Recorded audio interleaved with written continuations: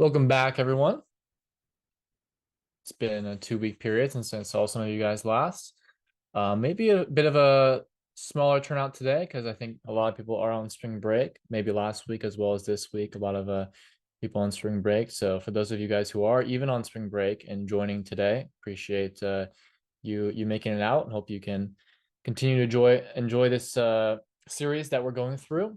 Last week we covered or sorry, not last week, 2 weeks ago, last time I was here, we covered a couple of important games from, once again, the American Continental Championship, learned some key topics as well as themes. And one of them was to not be satisfied with the draw, and how that can affect your mindset if you are kind of succumbing yourself to thinking that a draw is okay or a draw is a good result, and how that can negatively affect and impact the way that you objectively play the game.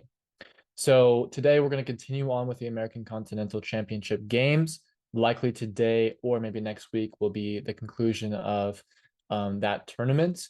We'll probably have a few more parts to the whole series of the 2023 tournament experiences. I think it'll be around 8 or 9.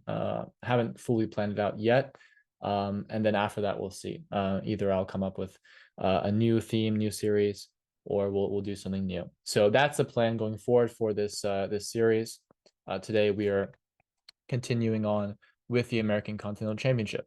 Just as a heads up for everyone, today, since I do want to get through some key games and some key moments from these games, we might go a little bit long.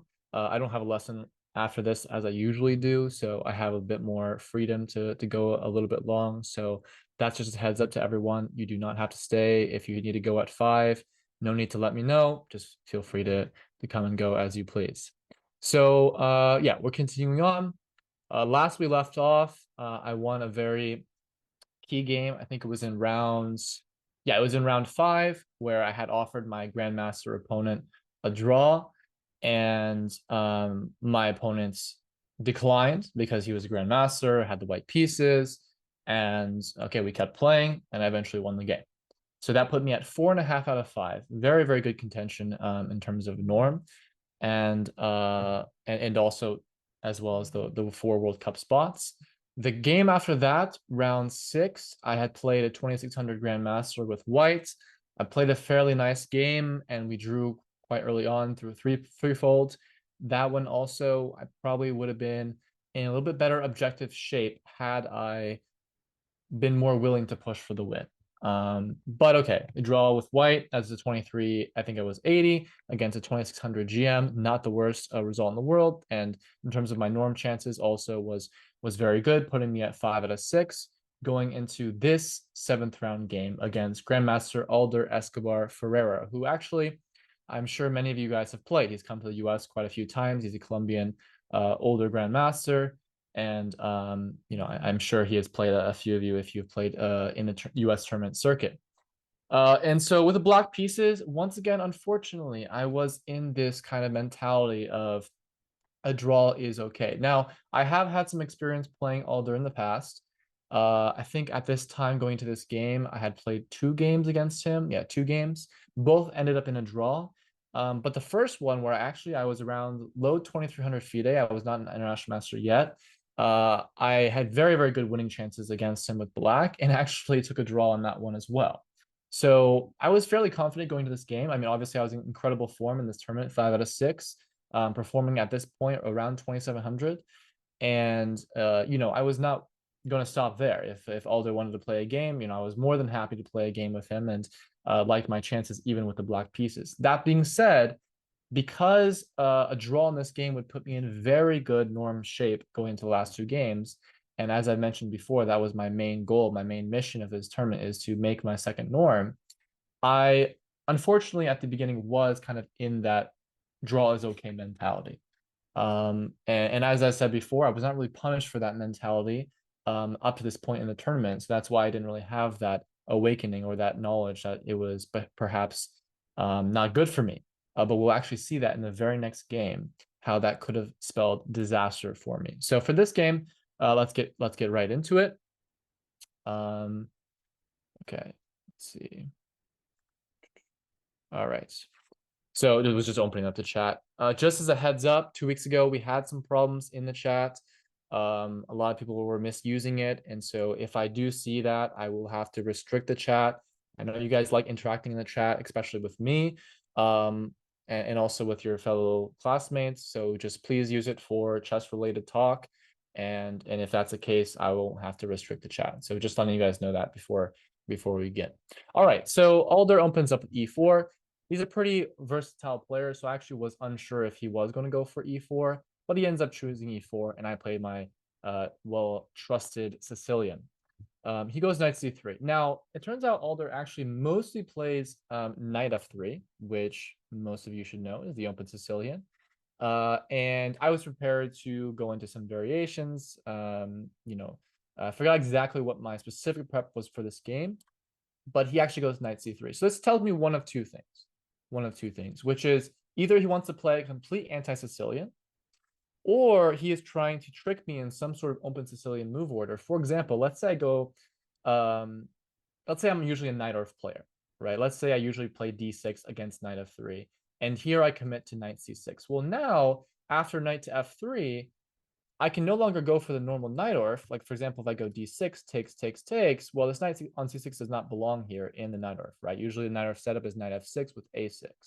So this is generally something that some experienced Sicilian players will do as white, is to go for, let's say, this knight c3 move order on move 2. So this is something to watch out for if you guys have never seen this before.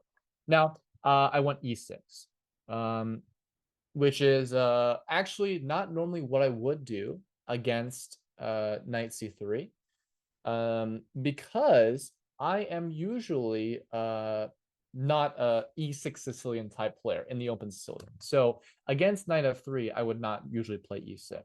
But this game, actually, I think, if I recall, I was specifically preparing e6 Sicilian for Alder because I noticed there was some weaknesses in his repertoire in that some of those variations. So against knight c3, e6, he now played knight f3, and this usually would spell disaster for me in other tournaments, in other games, because I don't play the e6 Sicilian. For example, if I go knight c6 now, as I did in the game, he played bishop b5. But if white goes d4, well, now we're in a Taimanov or a four-knight Sicilian. So I'm not usually prepared for those, but I was prepared. I was going to go knight f6, and we were going to play a four-knight Sicilian. And that's just what I had prepared for this game in particular. So I guess knowing this, Alder played something that he usually does not play, which is bishop to b5. And here we have, once again, some sort of anti-Sicilian, which actually I'm very well versed in. I used to play this exclusively with the white pieces. So I was aware of some of the niches in these variations, and I was mostly prepared for what the common ideas should be with black. So here I go knight to d4, which is one of the main moves. White goes bishop to d3. And here I kind of put out a feeler move.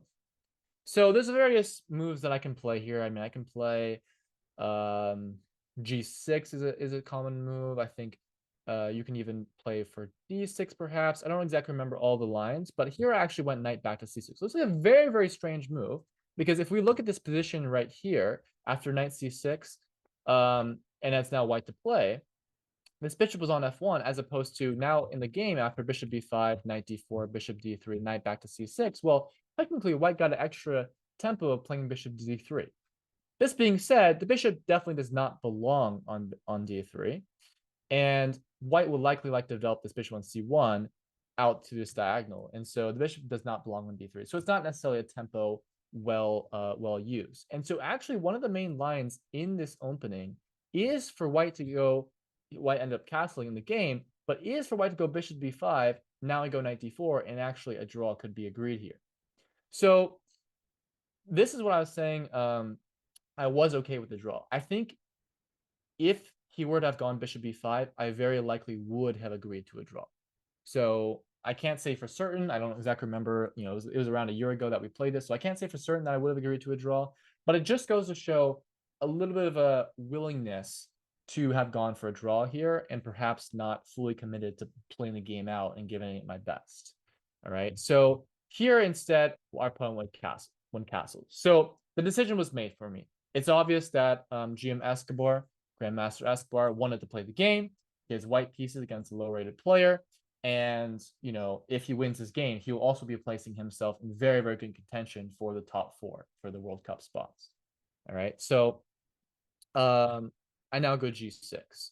So actually, in this specific variation, I don't recall that I was as well versed in what to play, because most people don't play as black how I am playing now against this specific anti-Sicilian. So at this point, I was already playing a little bit slower and trying to understand my ideas going forward. So I went G6. I typically, in these Sicilian positions, like to fianchetto my dark square bishop, and so this is what I opted for. So now he goes bishop back to b5. As you can see, the bishop does not belong on d3, and so white very, very oftentimes would bring the bishop back to b5, or maybe even back to e2. However, after bishop b5, now I went knight d4, but we're not going to get a draw anymore because now my opponent takes. So very slightly a different position. White has played castles and we played g6. Probably not the best continuation that I could have opted for, but as I mentioned, I was not as familiar with these main lines, and I was mostly now playing, playing from my head, playing from outside of theory. Okay, so I take back on d4, obviously, and our opponent retreats knight back to e2. I now go a6, flicking this move in just to test this bishop, see where it goes. Obviously, if it goes back to d3, where it does not want to go, it does not belong, then the pawn will not be able to advance to d3, and the bishop cannot develop. So I was just kind of seeing where Alder would like to place the bishop. He chose bishop to d3, actually. I guess he did not want to place the bishop on b3, right? If he goes to a4 and we go b5, bishop goes to b3, I guess he didn't want to place the bishop here, because now it's kind of staring at nothing. Although, I guess bishop on d3 isn't too much better. So, okay, he makes the decision to put the bishop on d3, which means, and it tells me, that likely what white's continuation later on the game will be to play something like b3 and bishop to b2. So that's kind of those mental notes, right? When you're in the opening, try to make those mental notes of how do you think your opponent will anticipate, or how do you anticipate your opponent will complete their development or plan for middle game improvements. Okay. All right. So I went bishop to g7, and now my opponent goes f4. Now, very well, he could have gone b3 and developed fairly normally, but he saw an opportunity to try to play f4 to try to put some immediate pressure, right? If you guys are familiar with Grand Prix ideas, white could potentially be playing f5 to try to break open my pawn structure and start an attack even before I get castled. Okay, so okay, f4. And okay, we kind of going through the opening a bit quickly here, but we will have an opportunity soon where you guys will be able to stop for a couple moments and actually think. So knight to e7. Now developing my knight, securing the f5 square. Not too worried about f5 from white. I mean, white doesn't have too many attackers on my king. This bishop is still yet to be developed. The queen does not have immediate access to the game. So I'm not too worried about f5 now. White plays queen e1. A very, very common Grand Prix idea, bringing the queen to e1 and out to the king side. Okay. Now I go knight c6, developing the knight here, holding off on castling just for now. I don't want to commit to castling yet, just in case. So I want to bring the knight to c6, also stopping this queen from coming to h4, which is a very common Grand Prix idea. a3. So instead of going b3 and bring the bishop out to b2, because I have this also threat of knight b4 coming, my opponent opts to play a3 and maybe even b4 to get this bishop out. All right, now I go d6, b4, I finally castle, and bishop b2. All right, so now we're reaching a key moment in the game. Okay, the opening is more or less finished. Like I said, these are not main lines. These are not positions that I was very well familiar with. And so it was now time for me to take a deep breath and try to understand the position, try to understand what white's ideas are here, try to understand what black's ideas might be, and okay, how would I like to proceed in this position. Okay, so this is going to be the first moment we're going to stop and try to discover some ideas, some plans for black. Obviously, in the game, I spent a lot more time than you guys are about to now for me to come up with a winning plan. But as I said in the commentary after, and actually how I felt after the game had concluded, I think this was actually one very, very key moment that dictated game. And I honestly think that this moment right here won me the game. I know the position is very equal. Maybe white's even slightly better. But this position right here is, I think, the position that ended up winning me the game. Because I had that idea of, okay, how am I going to play? And that idea really guided the rest of the game and how the rest of the game played out. All right, so please send your answers to me in the chat. And once again, this is a planning stage, a move, planning idea. So just spitting out moves to me doesn't really mean much because I don't really know what you're thinking about them. So I'm going to give a little bit more time than I usually do. We're actually going to take 4 minutes here for you to come up with some ideas here, come up with some plans. So it can be a mixture of moves, ideas, but I would like to see some English, some words explaining why you're playing what you're playing. Okay, so 4 minutes right now before we convene together again and discuss the position. All right, let's wrap up this period and now begin discussing the position. So I'm gonna call on Vishva. Okay, Vishva. Would you like to unmute? I saw a lot of variations, which were not bad, but no words to discuss. So maybe give some of your variations, but also some ideas behind why you play what you play. So I was thinking e5, and if white plays f5, then takes, and d5. Okay, So and what's maybe, your yeah, so that was your variation. So what's the motivation behind e5? Why do you think white has to go f5 themselves? my idea with e5 is like maybe like queen e7, f6, and try to have a solid position. And if they don't have to play f5, but if they don't play f5, then queen e7, f6, something like that. So why do they have to play f5 there and then if your plan is to play something like queen e7, f6, something a bit more slow, right? Yeah. Yeah, Yeah, so actually, as Eric's saying in the chat, e5, the idea should be to play f5. That's actually why white playing f5 there would be imperative. yeah, I was looking at that, but if I was looking knight g3 and then Oh, f5, as a potential response. yeah, And then f5 becomes a little bit more shaky, right? yeah. But actually, do you think knight g3 is a move that white was intending on making given white's development scheme before? Uh, yeah. Interesting. Because the queen on e1, where do you think it's trying to go? Oh, yeah. The h4. Exactly. Exactly. Yeah. So knight g3 is not exactly a move that white typically wants to play, especially because if you play on like e5, then it opens up e takes f4 ideas where white would have to play rook takes f4, which could be a bit awkward. All right, but thanks, Bishop, for your lines and calculations. I'll go ahead and put you back on. Yeah. All right. Okay. All right. So yeah, e5 is a key idea. Now, a lot of people also said f5. Okay. So e5 definitely makes a lot of sense, trying to play for f5. Now, the one thing we do have to understand, do have to calculate is after e5, what if white responds back with f5? Because I think a lot of people might be able to see that if you play e5 and also successfully get f5 in, because of white's strange development of pieces, the center kind of tension would be quite beneficial for black, especially with the potential idea of playing d5 as well in the future. So something like d5, e4 would be very, very strong given white's awkwardly placed bishop on d3. Now, so what I realized in this position was that if we didn't make a decision with f5 or with e5 right now, what white could do is play f5 themselves to where we might be vulnerable to the king side opening up. Another move that white could potentially play is c3 as well, which makes the bishop on d3 less awkward, and also, the bishop could go back to c2, maybe even b1, but it would make it less awkward. And so if we don't solidify the center and initiate in the center, then we give white a whole lot of options that we might not be prepared for. All right. So let's now evaluate f5. A lot of people were wondering about f5. Actually, the majority of people were wondering about f5 first, and it does make sense. And it was an option that I was weighing during the game. Now, the move f5 is now in this case preparing e5, funnily enough, right? Instead of playing e5 then f5, you're going to go f5 then e5. So in response to f5, how do you guys think white might respond? All right, in general, a move like f5, what is the one type of move? What is the one type of response that white might respond with? You guys can just send some answers in the chat just real quickly. This is like a 30-second one. When you play f5, how do you think, what kind of move should you be expecting your opponent to respond with?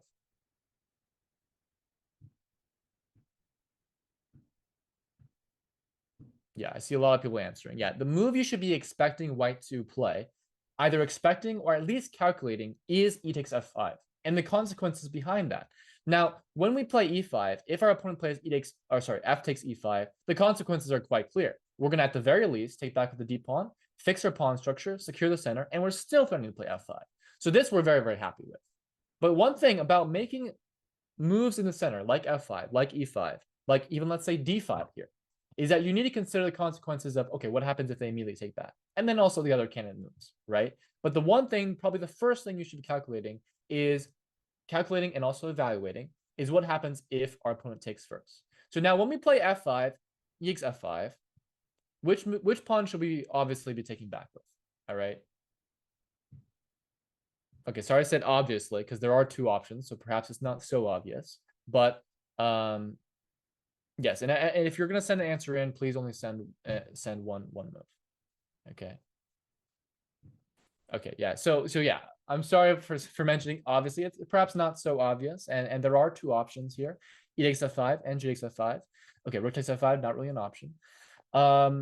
It is g takes f5. Yeah, I mean, the only reason why you would play e takes f5 is to okay, yeah. The only reason you play e takes f5. Oh, sorry. All right, the only reason you play e takes f5 is perhaps to get the bishop out. But for example, already maybe white could go bishop c4. Now you'd be forced to go to d5 if you want to get this bishop out like this way. And overall, the biggest thing is that this pawn structure is just so ugly. It's just so ugly. So yes, the way that you should be capturing back is g takes f5. Okay, because at least you're keeping your pawn structure here concise in the center. And the move that you're still trying to play towards is now e5. But now white goes knight g3. And now e5 is harder to get in because now f5 will become weak.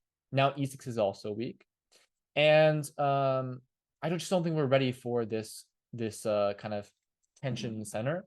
Because when we go f5 first, we were now forced to take back. That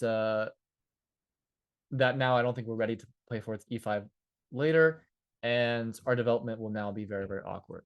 So, okay, we said a rule here. Isn't there kind of rule for like if white plays g4 and wants to force f5, black plays f5, then he should take back with the opposite pawn that white takes back with? That's an interesting rule. And actually, I think probably generally applies, but not always. That's an interesting rule. I've actually never heard that rule explicitly before, but it does make sense. But I actually have seen a lot of variations in the close Sicilian, for example, where white has a setup of g4, f4, e4, is threatening to play f5. And when black goes f5 and white goes g takes f4, black also goes g takes f5. G takes f5, g takes f5. So it depends. It depends. But I would say that is the general consensus, sure. But yeah, I don't think we're ready for this pawn structure. I think it's too weakening, and our pieces are just not really in the squares that they need to be. And white actually has kind of taken advantage of the weaknesses and has prevented e5 from happening. Okay, so I don't think we're ready to play f5 now. It's just something that I did not evaluate was very good for us, and I was correct. All right, so e5, and now the move that we need to calculate is f5. Because if white can't get f5 in here, then black is very happy. Black will now either go for f5 next, even d5 next.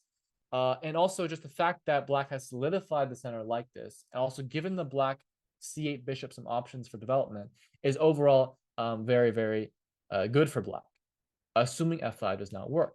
Because if white is able to successfully get f5 in, which is now the next position that we should be calculating, if white is able to successfully get f5 in, now all of a sudden, white has gotten the very, very thematic Grand Prix or close Sicilian f5 move in, and now ideas like queen f2 and playing towards f6, but in general, this bishop now cannot develop. This bishop will go to c4, and this pawn structure just does not look very smart for us to have gone into.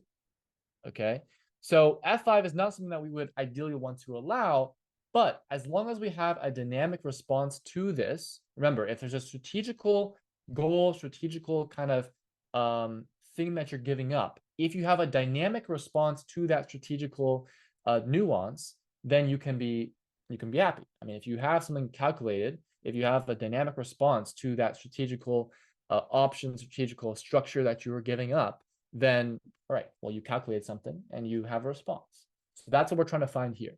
All right, in this position now, let's try to find a dynamic response and see if we can justify the strategical weaknesses that we've now put ourselves under.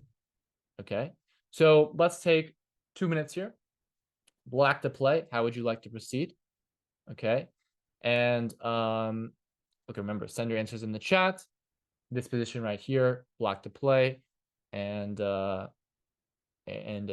to proceed here for black against f5. All right. So as some of you guys might have seen, I put in the chat some justification for this position before we get into the dynamics. I think Aryan was bringing up some ideas that maybe the position isn't so bad for black. It's not so bad. Like, I think if we don't do something dynamic here, like let's say we play king h8, which I actually saw some people suggesting, some slow move. Or let's say we play like f6 or b5, some slow move, some slow but slightly improving move. I think it's around like plus 0.8, let's say. But the issue, as I typed in the chat, is that black lacks dynamic ideas right now if we don't strike. For example, white's next move is bishop c4, securing the d5 square. Actually, maybe not bishop c4, but maybe like queen g3 or even knight g3. Just securing the center. And for example, let's say we played b5, a relatively productive move, right? And white goes knight g3 now, which, okay, I know I said earlier was not the best move, but however, things are a bit different here because now white is strengthening the f5 pawn as well as strengthening the e4 square, which makes white's kingside stronghold more stable. Okay. And so now white is going for queen f2, maybe some f6 ideas. And if we're forced to play f6 ourselves, we cannot possibly be in a good position here. White will go c3 alongside. And the important thing is that we don't really have ways to improve here. Okay, we don't have ways to improve in terms of, let's say, a center break or kingside attack. And white will slowly but surely press the position and make their pieces better. It's just the nature of this structure. With both this bishop and this bishop being relatively, I mean, they're not. This bishop's bad, but this bishop's not on g7 is not terrible. And white will play moves like c3 to break from the center, and slowly but surely improve on the king side. So it's okay. It's an interesting position for sure. It's not like white's crushing, but I think in general the dynamics will favor white if we don't strike now. Okay, so now a lot of people suggested d5, which is a very dynamic move. D5 is a very dynamic move, which tries to take advantage of the fact that we can finally justify d5 and try to fix our pawn structure and control over the center. However, d5 has a very, very big calculation error in it, which is after d5 takes, okay, f6. We could go to h6, but let's say bishop h8. And now knight g3. This is the big problem, knight g3. All right, now the move e4, which we wanted to play, or the control that we thought we had over e4 is no longer there. Obviously, the bishop here is not very good. Even on h6 would not be too good. Now white can even go bishop d3, e4, and okay, a lot of issues here. This is not good at all. This is not good at all. So unfortunately, we cannot go d5, which was one of the ideas that I was initially considering in this position. So now we turn to another idea, which is because we recognize that e4 is a key square in this position, is that we go takes, then d5, which is an idea that a lot of you were suggesting, and is the reason why my opponent opted not, in fact, to play f5. Because actually, it looks like black is completely dominating, which is, I mean, it was the reason why I went for this, that I thought that black was completely dominating. For example, if white tries to not get this bishop trapped with a move like c3, okay, we'll still go e4, and then we'll go, okay, bishop I guess has to go b1, and then we go d3, and I think you guys can all see that black is very quickly taking over here.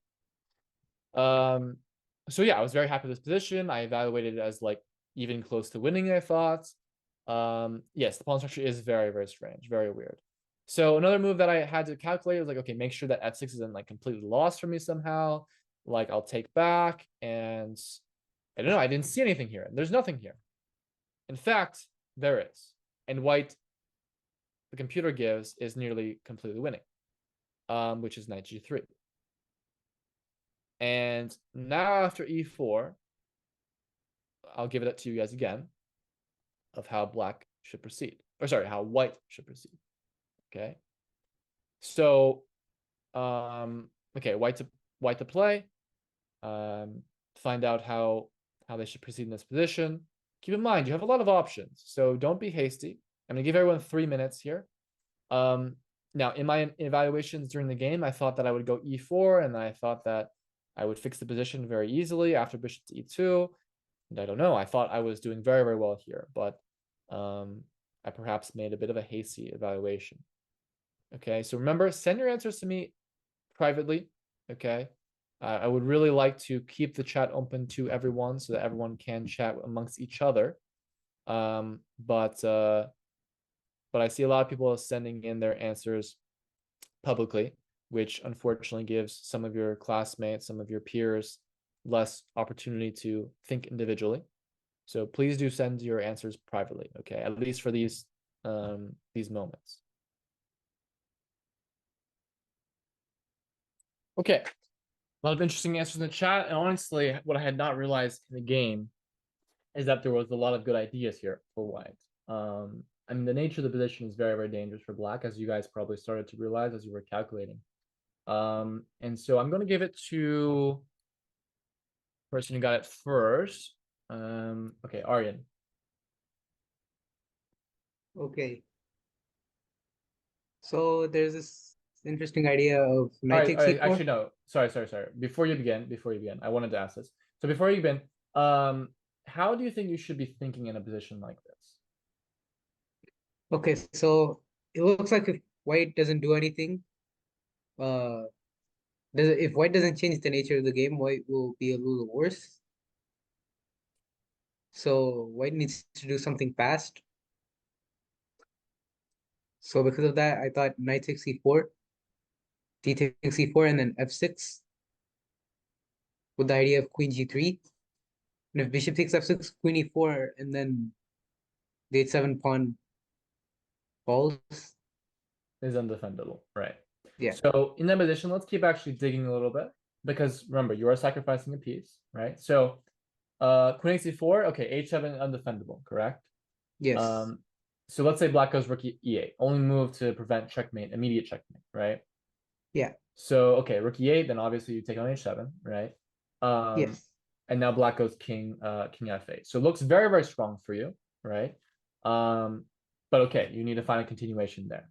All right. So I'm giving it to Aryan to think about it, but everyone can be starting to think. And the variation is knight takes e4, d takes e4, f6, bishop takes f6, queen a4, rook e8, queen h7, king f8.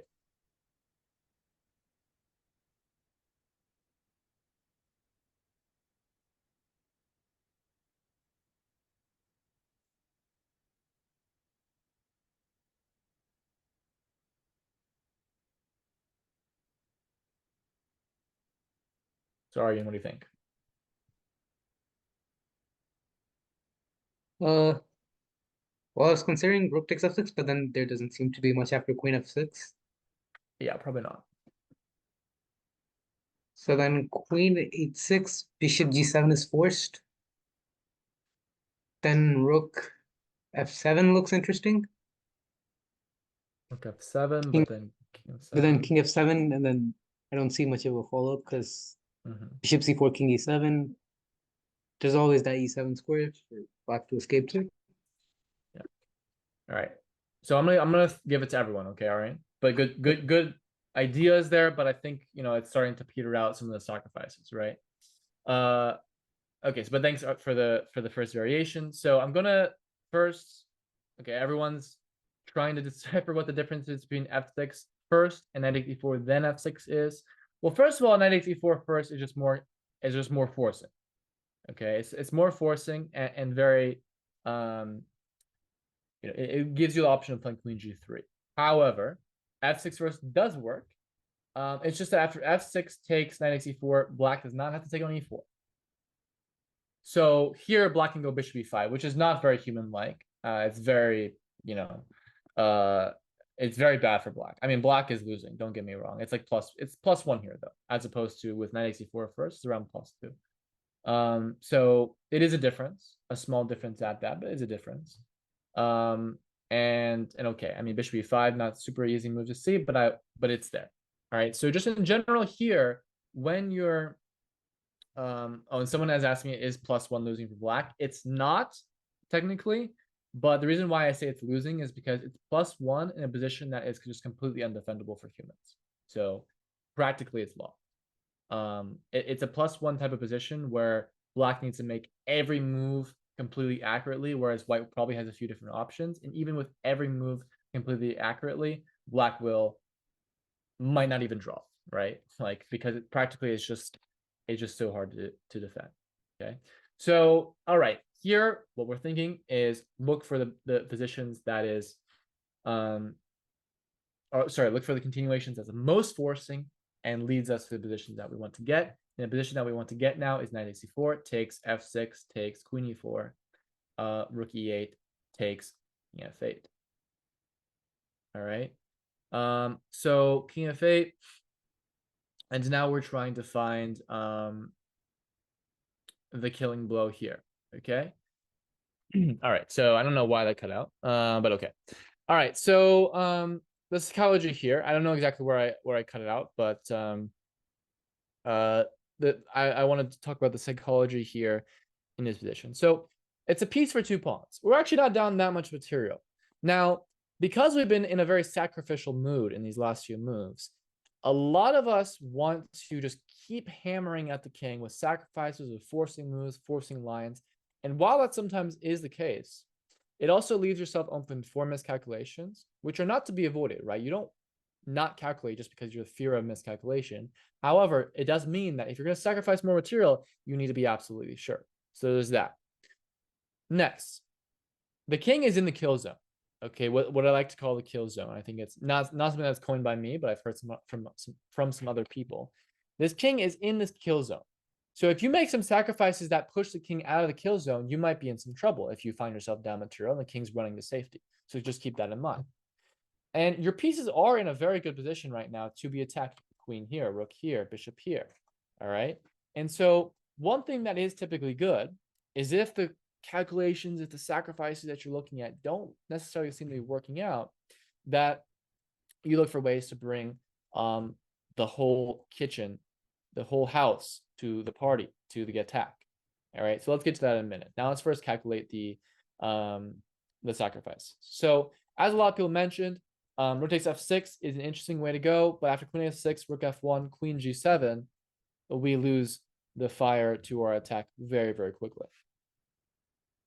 Queen h6 is a very interesting way to go, because after bishop g7, which is forced because of king g8, we have this very typical mating. Oh, not that. Very typical mating pattern. All right. So now bishop g7. All right. Now let's begin the magic, the sacrifices. Takes, and now rook f1. All right. So queen f6 would normally be relatively okay for black. However, after rook takes, bishop takes, there's many, many ways for white to win back material, one of them being, at the very least, bishop g6 and white's crushing. Okay, so this is no good.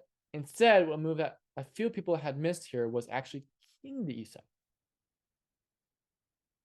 The only move. I mean, it's the only move. And this is why when you're calculating, you need to look for your options of your opponent.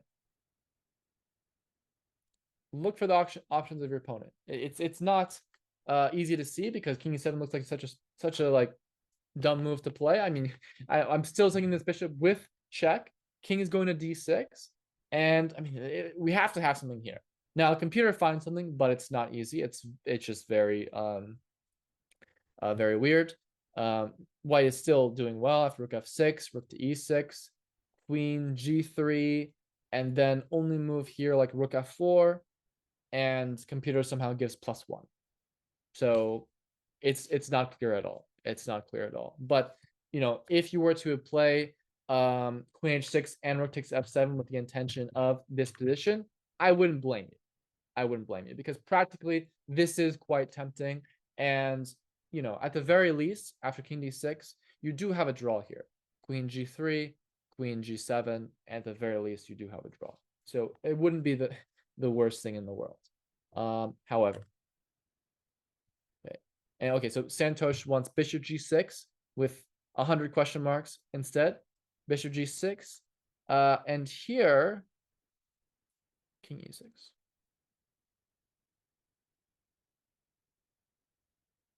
Also some wizardry wizardry from black.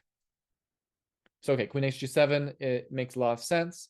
This king is what seems like in a lot of trouble. But now I think it was rook g8. No, not rook g8. That's very stupid. Actually, what is it? Maybe actually black just starts running away. But also probably even knight e5. Yeah, knight e5 looks pretty good. E5.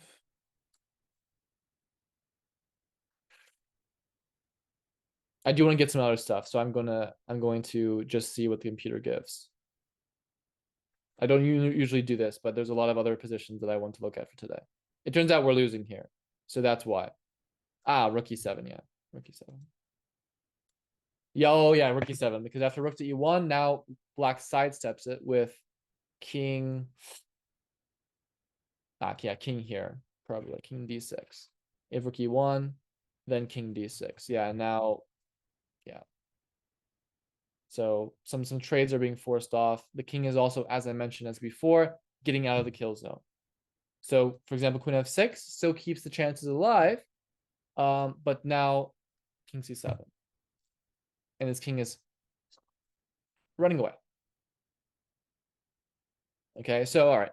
I mean, definitely understandable for you to go into this, but this is exactly why, if you're going to sacrifice more material, you need to calculate all the variations.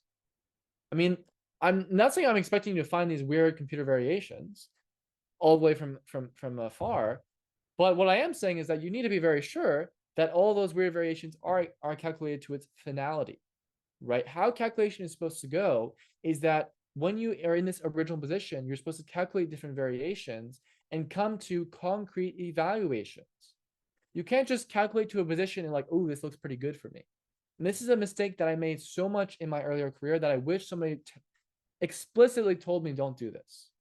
Because if you're in a position like this, right here, right now, where you have the control, you're only down 1 unit of material, and the black king is just in the middle of nowhere, and I have the option to either sacrifice everything and hope it works out, or it looks like it works out, or I have the chance here to just build upon my advantage, then I wish that in all those opportunities where I just knew that it's more important to explicitly calculate or look for a way to pile on the pressure. Pile on the pressure. Okay? So at this point, the way to pile on the pressure, A4. Which actually, as I was looking into this, was a move that I had considered very quickly. So bringing in the one piece that is actually not being used in attack at all, the bishop. Because we saw the a1 rook, we saw the f1 rook, we saw the bishop on d3, the queen on h7, all being used in the attack. But the one piece that was never being used was the bishop on b2. Okay? So now the bishop has access to a3, which would be very, very killing. Okay? So yes, the idea is bishop a3, as some people are having an epiphany of. And this is very, very crushing. Okay. All right. So, oh yeah, and some people are mentioning rook f2. So a lot of people said rook f3, but rook f3 runs into knight e5. So the move that makes more sense is rook f2. But it is one of those moves that does leave yourself open to fixing moves in black's position. I didn't really see it. I didn't look at it too much in depth, but bishop to e6 and now bishop g7. And the computer gives close to equality. I don't understand it, but yeah, I mean, okay, maybe our advantage is dwindling here, because it is kind of black has defended the position a little bit. However, we still aren't down that much material, which is why probably computer gives around, I think it's like plus 0.2 or something like that. So we could go a4 now, but we have lost the winner opportunity to where black doesn't have all the pieces in their defense, because now black has actually fixed some of the holes in their position. So a4 now will not be as prominent, because you kind of waste one move of building up, because rook f2 does not bring this piece in the game. The piece was already in the game. So now you kind of waste that one move of bringing the rook into the game. So h4 now. Okay, I mean, it's fine. Like, the position is here is fine because white has some pressure, so h4 is fine, but it's not crushing. All right, so just as a heads up, it is basically 5 now. I did mention at the beginning that we would be going long, or we would very likely be going long. So that is just a heads up, okay? That we are continuing now. We're not finished yet. Okay, so let's go back to the game. A very, very large tangent, which basically says that I was not prepared for this variation. After knight g3 here, I should just not play e4 because of this whole variation. And I think it gives like king h8 or like bishop f6, something along those lines. But the main thing is I was intending e4, so I didn't calculate it very well. I should have probably calculated a little bit better. But alas, my opponent actually did not go f5 and instead went queen g3. And so in an instant, I blitzed out f5. Was very happy to see queen g3 on the board. The only thing I was really worried about was f5 from white. A little bit lucky. However, I did, calculate some of the dynamics. I did calculate that the structure was beneficial for me. And so really I threw the ball into my opponent's court to make sure that d5 wasn't winning for black on the spot. So yes, a little bit lucky. Sometimes the cards go that way when you're putting pressure on your opponent. And that's what I did. The move e5, it put pressure on my opponent to calculate, to be accurate, and actually have the confidence for white to go f5 themselves. And now f5, I have very good tension in the center for me. My opponent now sees the only opportunity to play bishop c4 followed by d3, which I had calculated. But if white does not do that, let's say white goes some random move like king h1, now you guys will very much so see how the tension here and the build-up for black is extremely beneficial. Takes d5 followed by e4.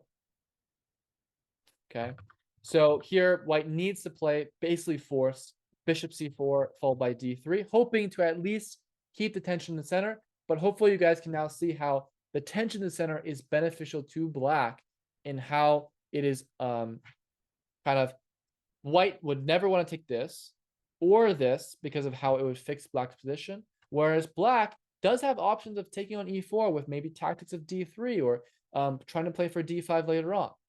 All right, so okay, let's keep going here and see how I was able to take advantage of this position. Queen c7. Very, very strong move. Very, very strong move. Because now this is where you'll see I'm using the tension in my favor.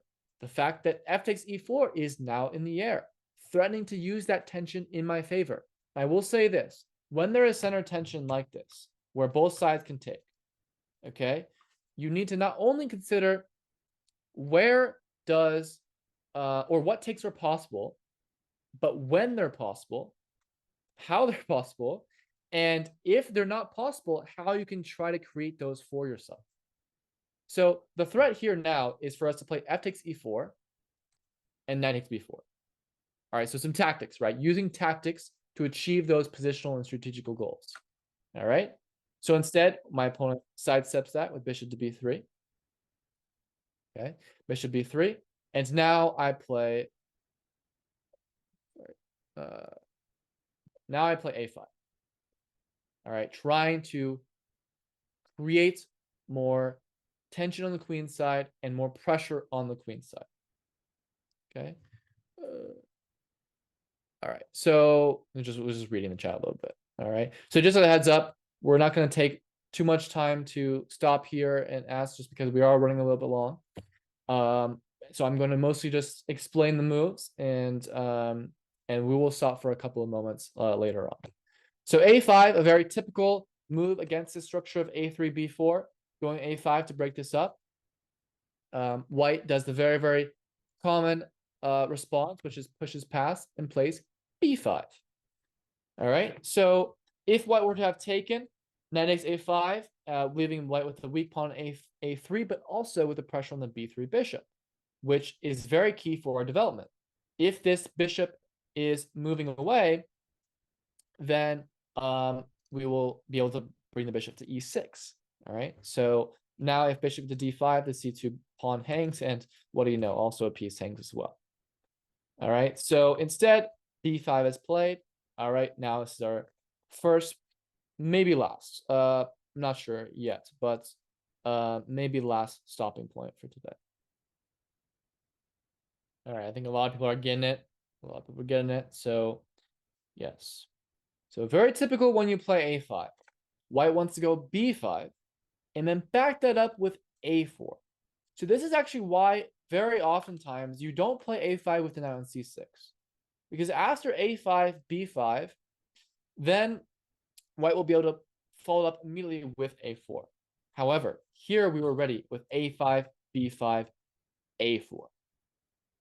Very strong. A lot of people were able to see this. If you, for example, go knight a7, attacking the b5 pawn, then a4, and this knight is not very happy with that last move. a4. Okay, we'd be very happy to make this exchange because now this bishop can come free. And now, we're also not losing a pawn in the process. So, oh, am I cutting out? All right. Hopefully I'm not cutting out. Okay, so someone told me I was cutting out in the chat. So, all right. Okay, so yeah, I mean, yeah, we have the possibility to go knight d8, knight e7. Those are not terrible moves, but we just don't want to allow white to fix the pawn side. The queen side pawn structure. So a4 is just very strong. The bishop now went to a2, and now I had a very, very nice tactic up my sleeve, in my intentions. So someone in the chat gave a very, very sneaky way of playing knight b4, because after takes, we had this tactic that I mentioned earlier. However, this is not the most accurate way to do so, because now I can probably just sacrifice on d4, let's say, or sacrifice this one on d4. It's just not the most accurate and not the most necessary. Instead, we actually go knight a7. Why not attack this pawn and this pawn? Okay, double attack. And now after bishop c4, I mean, knight b4 was cooler. Yes. And actually, there was some computer lines that might have justified one over the other. But I'm not really going to get into the computer lines anymore. No more tangents for today. But yes, now knight takes b5, very strong. The move that was a big shock to my opponent. At this point in the game, I had around an hour, and my opponent had I think maybe 30 minutes, if I recall. But now he spent the last 20 minutes trying to see if he had anything, because now it's a pawn, and if he's not able to do anything here, he just lost a pawn for nothing. So yeah, he spent all that time, wasn't able to find anything. And so bishop b5 takes, bishop c1, I took, and now I'm up 2 pawns. So after a 25-minute think, he basically gave up. So here, there's no more points the rest of the game. However, there's one thing that I did want to show. So after 1 second here, a4, bishop 2. Ah, yes.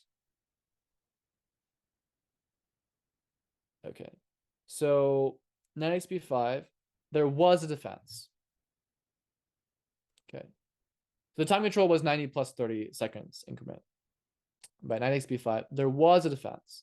I'm not going to get into it because we do have one more moment from today that I want to show, which is very important in the psychological nature of chess that we're trying to hit upon in this series. But in this moment, my opponents played bishop takes b5, takes, and was maybe hoping for some of the sacrifices that I showed earlier. For example, like bishop takes d4, but now he's still just in trouble. So I think he just kind of at this moment just realizing he basically threw in the towel. He played bishop c1, and after I took, I was up 2 pawns, and I eventually converted the game. All right, but as it turns out, there was a way for him to proceed here, where instead of taking on b5, he now very subtly takes on e5 first. So obviously we don't want to take with the bishop, because then we completely ruin our pawn structure. So we take with the back with the pawn. How does this change things, you ask?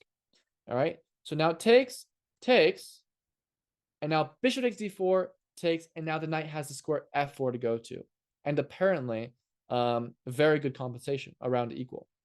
So that's why I didn't want to get too much into the computer details of this.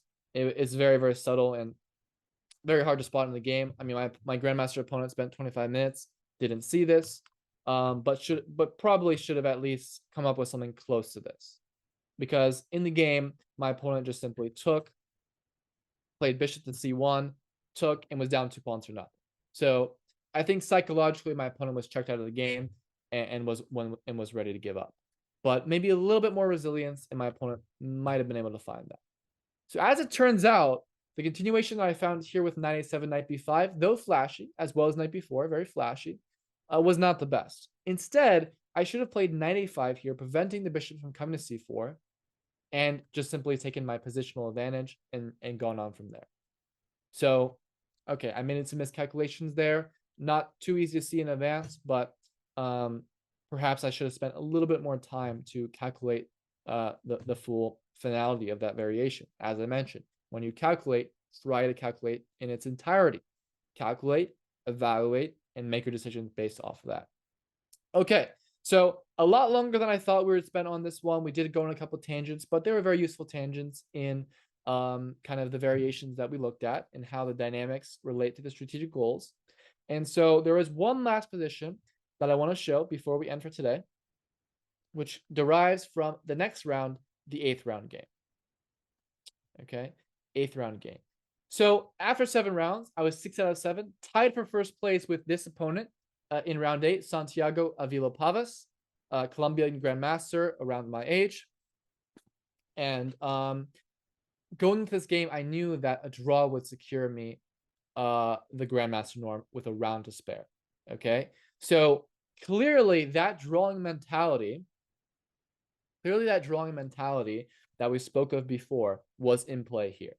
Okay, and on top of that, I thought that a draw was a reasonable result for the both of us. We were both leading the tournament, and I had the white pieces. I was having a heater of a tournament, playing very well, and honestly, if it weren't for the norm contention, I would have no problems playing it out. I mean, I'm very confident when I have the white pieces, even against high-rated players.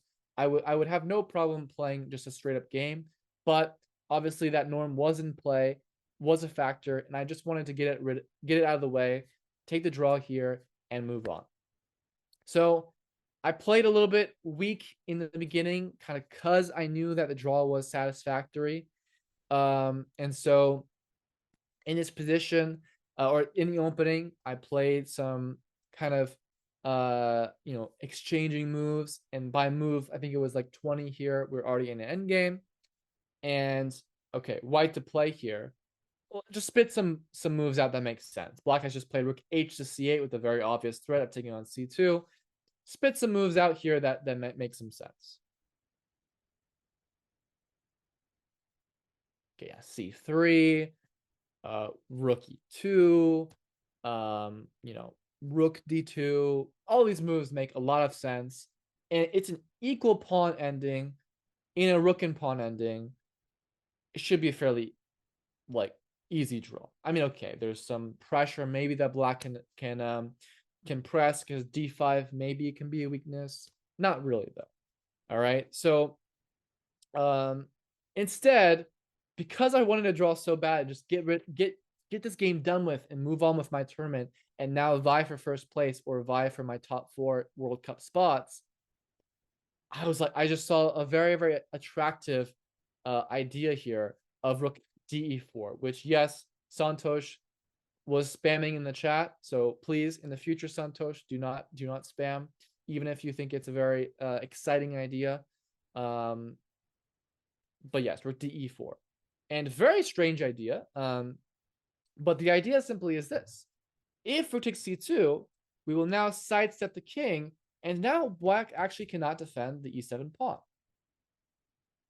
Right? Because if black tries to defend the e7 pawn, now with the rook, then this rook hangs. So I thought I was very clever with this. And my idea and how the game ended was rook to e8, rook f4, a very funny variation. And okay, now black can go f6, but oh, there you go. Now I've created weaknesses for my opponent. So the game ended rook f8, rook e4, rook e8, rook f4, and draw. No harm, no foul, right? Very, very cool draw. Incorrect. Okay. Rook to let's see, wait. Oh yeah, so rook d4. Last 2 minutes of class. Black to play. Try to finish off this game here. So obviously, if we're trying to finish off this game, it's very likely that rook takes c2 is the first move. But privately in the chat, give me your variations as to what did I miss? Hello? Okay, there we go. All right. So Ishan, I don't know if your mic is working, but can anyone else hear Ishan? Oh, yeah, I'm here. Okay, there we go. There we go. Okay, Ishan. What did you put here for black? King d8 because white can't take the pawn on e7. If they do, then rook c1, rook takes c1, rook takes c1, king takes c1, king takes e7, and I believe black is winning that pawn ending. Very good. Very good. And I assume you mean rook takes c2 first, right? Yeah, rook takes c2, then king b1 and king d8. Yes. Yes. Yeah. So this is the move that I missed. A lot of people gave the variation rook takes c2, king b1, e5, which I had seen. Takes, rook c1, takes, but now white draws. Fairly routine. This king gets in time to, if the king goes e5, king e3, king d5, king d3, and this is a drawn pawn. However, with king d8, which I completely had missed, takes rook c1, and this variation, king d2, king f6, king here, king here, king here. Not so obvious this is winning, but clearly one side is pressuring one pawn, right? And now with some technique, black now goes h4 with a threat of h3. And if white goes h3, king f4 obviously wins the game. So yeah, there's actually just nothing here. So the weaknesses will be too much. The weaknesses will be too much. Actually, probably what black should do here, because after h4 there's g3. So probably black should go king f4 first. White should respond with, let's say, king d4, and now h4. And there's no counterplay on the queen side either. Black has, or white has absolutely 0 entry squares. Yes, WD pawn for sure. All right, so again, my apologies for going a bit long today. I don't always intend to go super long, but I'm glad that you guys were able to stick around, most of you, to watch this. Next, yes, next week is going to be the last class from this Continental Championship before we move on to perhaps the World Cup games, US Juniors games, some other games from my 2023 that were very important for my chess development, but also just the overall 2023 experience and the lessons that I learned. So I will see hopefully all of you guys there. And thanks for participating. Thanks for tuning in. And have a good rest of your night, good rest of your week, and I'll see you next Monday. Bye-bye.